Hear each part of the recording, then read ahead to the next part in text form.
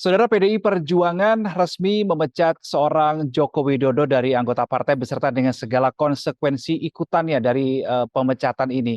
Nah, saya penasaran bagaimana seorang Joko Widodo merespons atau menanggapi keputusan PDI Perjuangan tersebut dan kira-kira masihkah seorang Pak Jokowi ini bertaji begitu ya sebagai makhluk politik di Indonesia pasca dipecat oleh PDI Perjuangan. Kita coba akan diskusikan bersama dengan Sekjen Projo, Mas Handoko yang telah bergabung melalui Zoom di kesempatan kali ini. Mas Handoko, apa kabar? Alhamdulillah sehat Mas.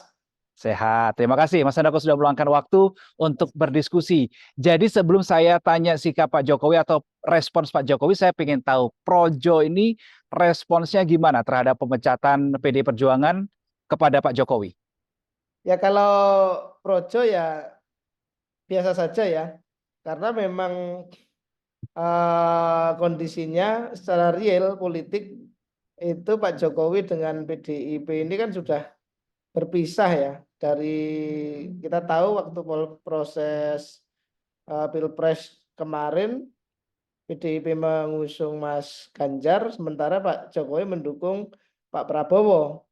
Kemudian juga ditambah dengan banyak sekali serangan-serangan opini-opini yang mengarah ke Pak Jokowi dari PDIP, dan kemudian juga berlanjut di kontestasi pilkada kemarin, di mana Pak Jokowi tidak mendukung calon-calon yang diusung oleh PDI Perjuangan. Maka sebenarnya secara de facto realnya memang Pak Jokowi dengan PDI Perjuangan ini berpisah, dan kemarin hanya sebuah formalisasi dari kondisi realnya.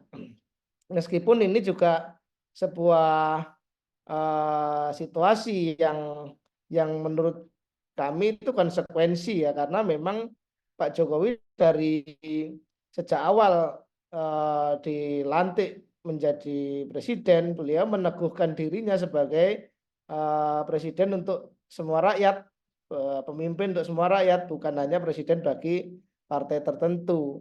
Sehingga kemudian beda orientasi ini menjadi wajar. Di satu sisi Pak Jokowi selalu berorientasi pada kepentingan rakyat dan betul-betul kemudian Pak Jokowi menjadi milik rakyat, sementara mungkin PDIP punya agenda-agenda lain seperti itu. Jadi akhirnya memang memang jalan sejarah membawa kita ke situasi seperti ini. Jadi Tapi Pak Jokowi bisa menjadi seorang presiden itu kan salah satunya juga berkat ada dari keanggotaan dari PDI Perjuangan juga, begitu, Mas Handoko. Gimana meresponsnya? itu bisa tafsirnya bisa macam-macam Mas ya. Kalaupun misalnya waktu itu Pak Jokowi dicalonkan oleh partai lain, mungkin jadi presiden juga.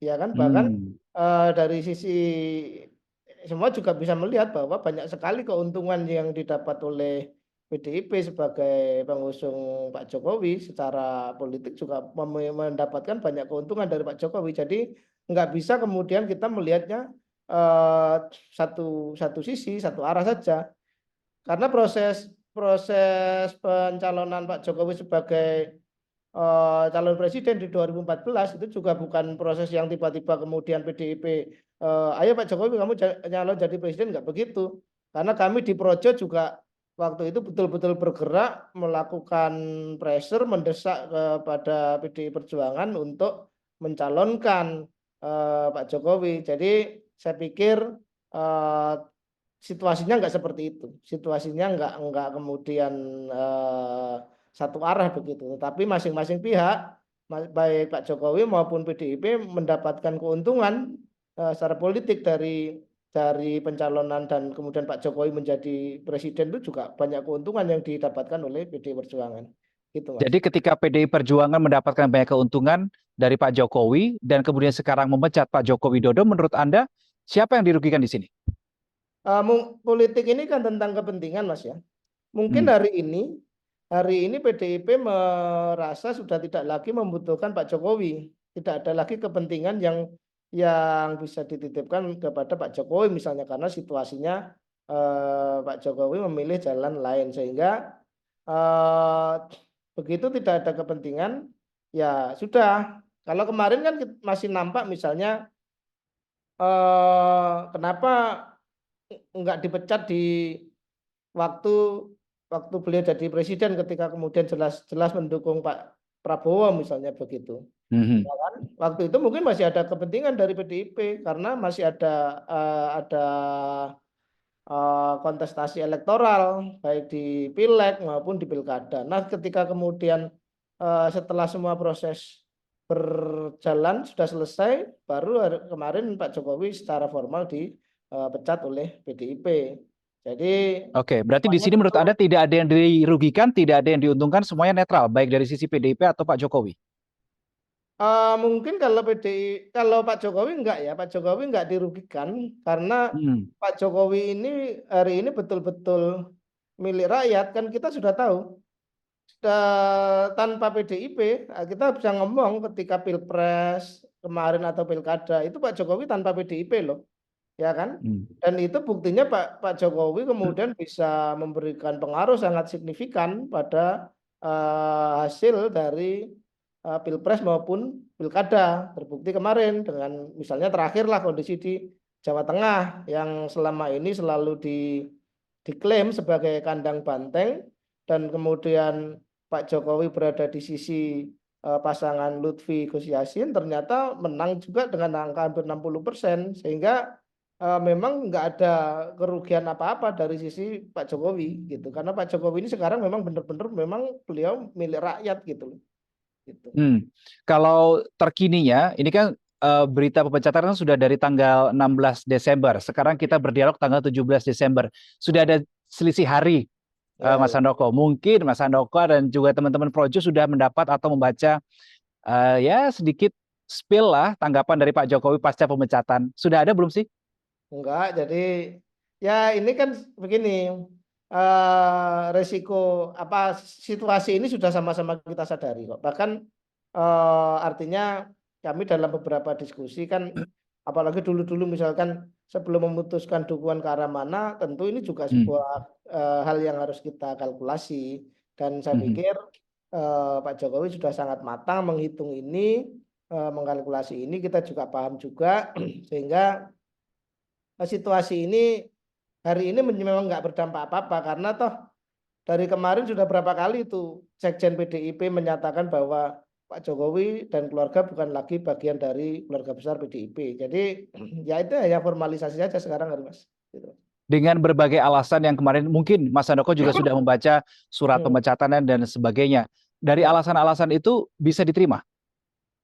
Ya wajar itu wajar karena memang kan alasannya karena soal dukungan kan, ya kan? Hmm. Hmm. Atau 27 kader yang lainnya itu juga alasannya misalnya mencalonkan diri sebagai misalkan Bobi misalkan mencalonkan diri sebagai kepala daerah yang dia tidak diusung oleh PDIP itu wajar atau Mas Gibran alasan pemecatannya juga itu karena menjadi Hmm. calon wapres bukan dari PDIP itu Hmm. wajar saja dan saya pikir betul-betul itu urusan internal partai ya, kewenangan partai dan tentu partai punya kebijakan ya kita hormati, kita bisa pahami gitu kan. Tetapi secara politik kami tidak sama sekali tidak mengkhawatirkan soal bagaimana reputasi politik Pak Jokowi karena proses pemecatan itu. Karena selama ini berseberangan dengan PDIP Pak Jokowi juga enggak apa-apa dan cukup sangat kuat gitu dalam mempengaruhi opini politik di nasional gitu. Oke. Nah, eh, saya menjadi bertanya begini, apakah seorang Joko Widodo itu masih akan menjadi makhluk politik yang cukup kuat di Indonesia? Oke, kalau Anda contohkan di pilkada kemarin, iya karena baru saja ya sebulan lah setelah beliau lengser dari presiden gitu, sudah tidak lagi menjabat presiden. Bagaimana setahun ke depan, 2 tahun ke depan, 3 tahun ke depan, ketika tidak ada partai, tidak ada jabatan apapun, masihkah seorang Joko Widodo menurut Projo akan menjadi makhluk politik yang cukup kuat, cukup berpengaruh di Indonesia? Begini, Pak Jokowi itu kan sudah melewati proses politik pengabdian beliau bagi negeri ini eh, sudah berjalan begitu panjang dari wali kota, kemudian gubernur DKI Jakarta dan 2 kali pilpres gitu kan. Nah, Mhm. eh, ini kan puncak ya dari apa ya, top of mind dari seseorang itu kan pasti mengabdikan dirinya untuk kepentingan bangsanya segala macam. Kayak Pak Jokowi ini pasti ya, yang ada di pikiran beliau adalah bagaimana terus mendedikasikan, mengkontribusikan dirinya untuk kemaslahatan rakyat dan bangsa Indonesia. Maka eh, saya yakin di usia Pak Jokowi, apalagi sekarang yang masih relatif muda ya untuk di lapangan politik, Pak Jokowi akan terus menjadi faktor penting dalam politik nasional. Nah, tinggal kemudian nanti bentuknya seperti apa, gitu kan? Bentuknya seperti apa? Hari-hari ini kan orang mikir, oh mungkin akan berlabuh ke partai A, B, C, gitu kan? Atau kemudian opsi lain Pak Jokowi mungkin mendirikan partai tersendiri, ataupun tetap dalam kondisi perorangan seperti ini di luar partai. Saya yakin beliau tetap akan mendharma baktikan dirinya untuk kepentingan bangsa dan negara, dan itu paling paling track paling berdampak ya tentu di lapangan politik begitu. Jadi saya yakin Pak Jokowi tetap akan menjadi faktor politik penting di negeri ini. Nah, Gitu. Mas Handoko, oke, kalau misalkan bergabung dengan parpol tertentu atau mendirikan parpol sendiri begitu, oke, mungkin masih terjaga sinar politiknya begitu ya. Nah, menjadi pertanyaan, kalau partai perorangan, jadi tidak bergabung ke partai sana sini begitu ya. Jadi Pak Jokowi hanya akan menjadi makhluk politik pribadi begitu. Gimana Ya, bisa menjaga sinar politiknya ini tetap seperti saat ini mungkin yang mungkin baru beberapa bulan tidak lagi menjabat sebagai presiden? ya Pak Jokowi ini kan kasus yang berbeda ya, dan beliau ini kan out of the box sekali ya.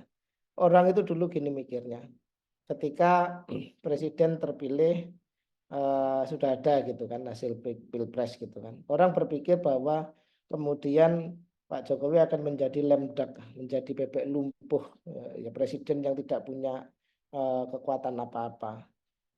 Dan sudah real waktu itu juga PDIP nggak henti-henti juga melakukan serangan. Toh kemudian kita saksikan Pak Jokowi mampu menjaga sinarnya tadi ya kan, sehingga tetap approval ratingnya tetap 80-an%, mungkin kalau di Jawa Tengah mungkin lebih dari 90% ya kan.